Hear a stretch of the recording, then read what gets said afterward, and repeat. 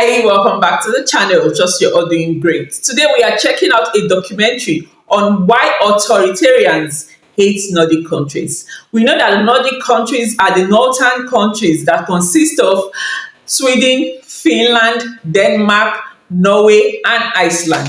That's what we're checking out today. This is the first time you're coming across this page. You're most welcome. Kindly consider hitting the subscribe button, and you're a returning subscriber. Thank you so much for doing this with me. Let's jump right into it. Few regions on Earth provoke as much fear and resentment from authoritarian leaders and regimes as the Nordic countries. In this video, we will explore the reasons behind this hostility and why these relatively small nations are considered a significant threat by dictators and strongmen around the world. The Nordic countries, Sweden, Norway, Iceland, Finland, Denmark, and the Faroe Islands, are situated in the far north of Europe. Despite their relatively small size and population, these nations have a unique ability to annoy authoritarian regimes, and this is due to several factors. The Nordics are characterized by high levels of freedom, happiness, and economic prosperity. They are known for their liberal values and their freedom, happiness, and economic prosperity. That in itself is already a threat. Yes, that in itself is a threat. Unwavering commitment to democracy, qualities that terrify leaders like Vladimir Putin, Xi Jinping, and other authoritarian figures globally.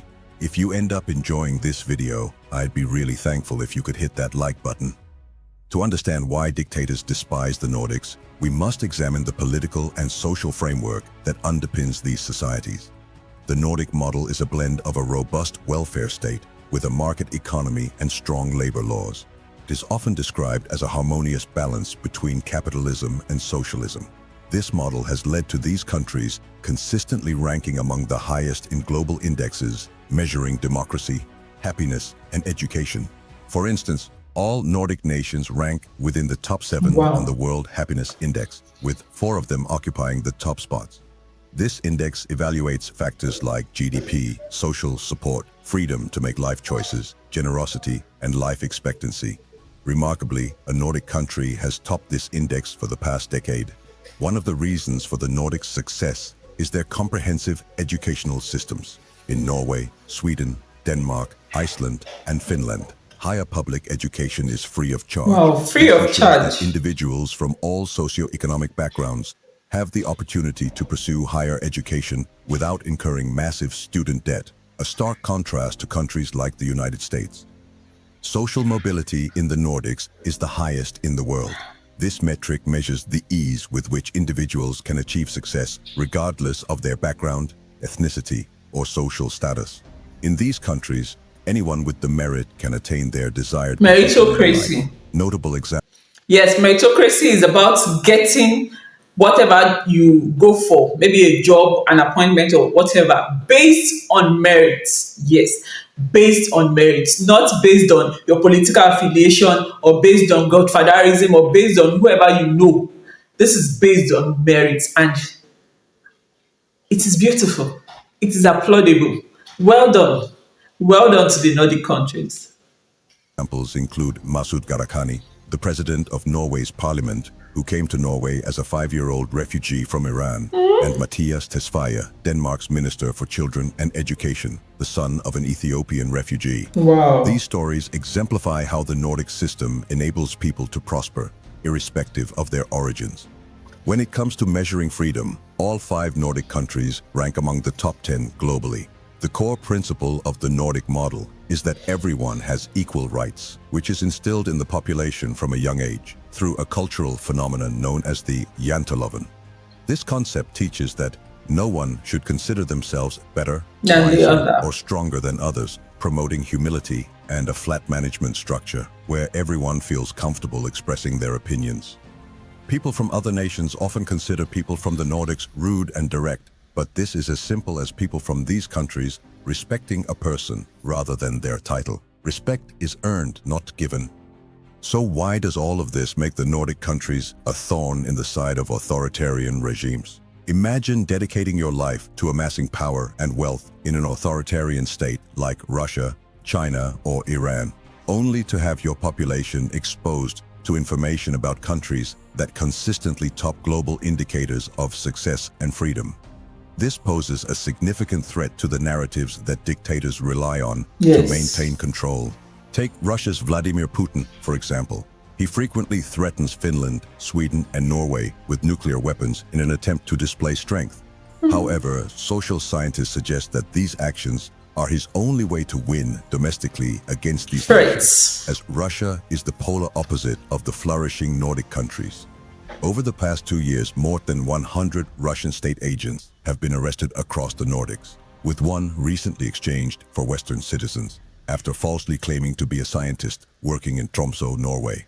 Xi Jinping of China also views the Nordics as a public relations nightmare for his totalitarian regime. China has attempted to influence elections in the Nordic countries through data breaches and the sale of Chinese technology. However, several Nordic nations have responded by rejecting companies like Huawei for infrastructure projects, knowing that Chinese companies are required to share information with the Chinese government if requested.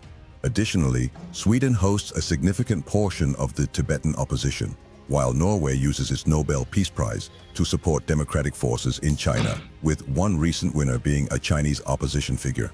Iran shares a similar story. The Nordic countries provided refuge to much of Iran's opposition following the 1979 Islamic Revolution. The current president of the Norwegian parliament, Masud Gharahkhani, is the son of Iranian-born parents who fled Iran due to their political beliefs. Norway, in particular, does not shy away from confronting Iran, as evidenced by its decision to award the Nobel Peace Prize to Iranian pro-democracy and women's rights advocate Narges Mohammadi last year.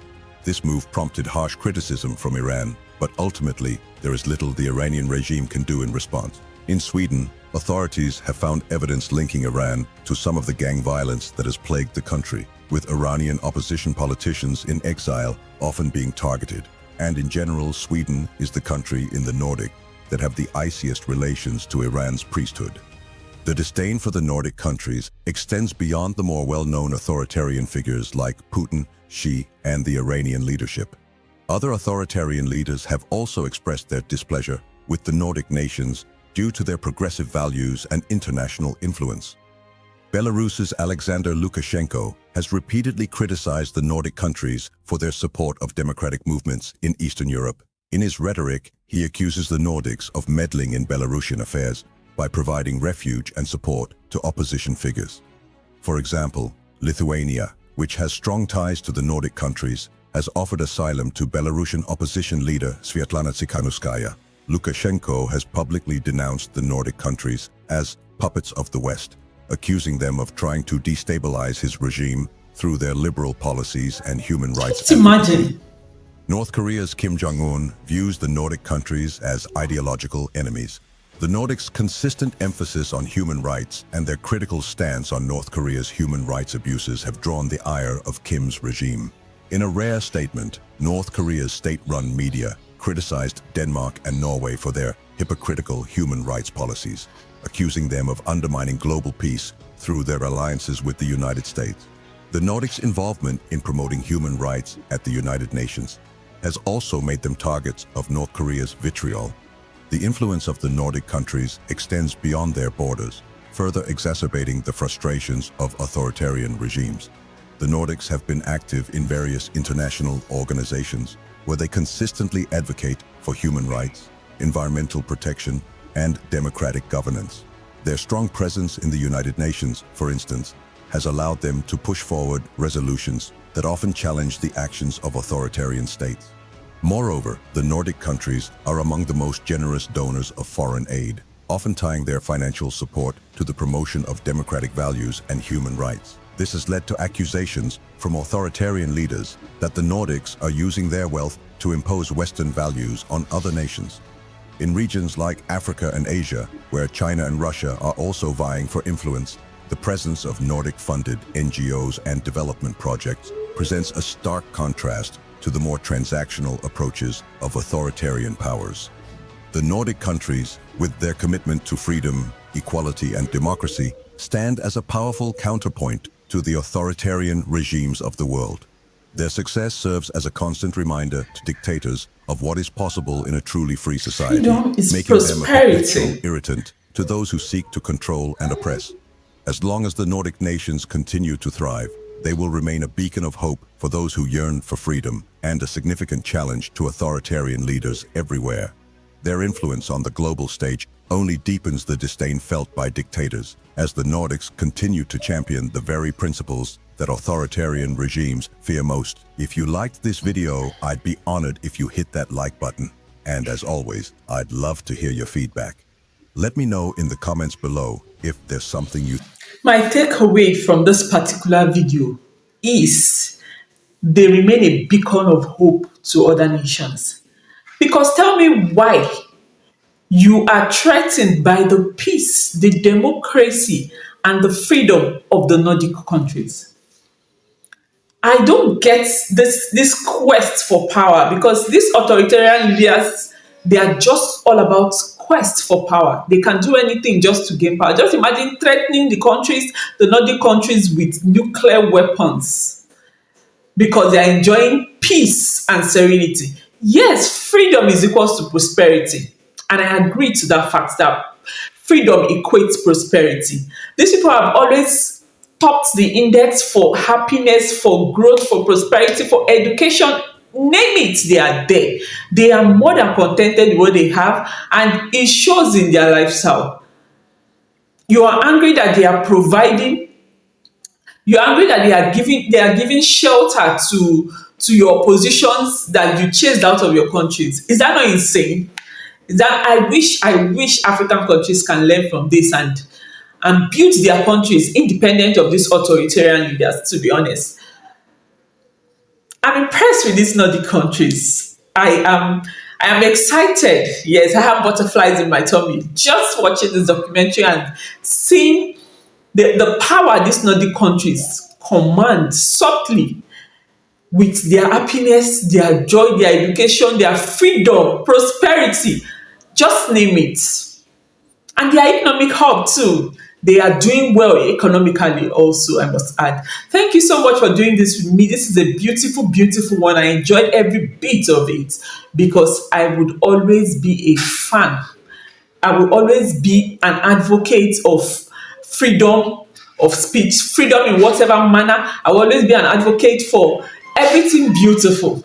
Yes, not I don't do well with threats. No, not at all. Thank you so much for doing this with me. Please like, comment, and share. And I see you right in my next video. Bye.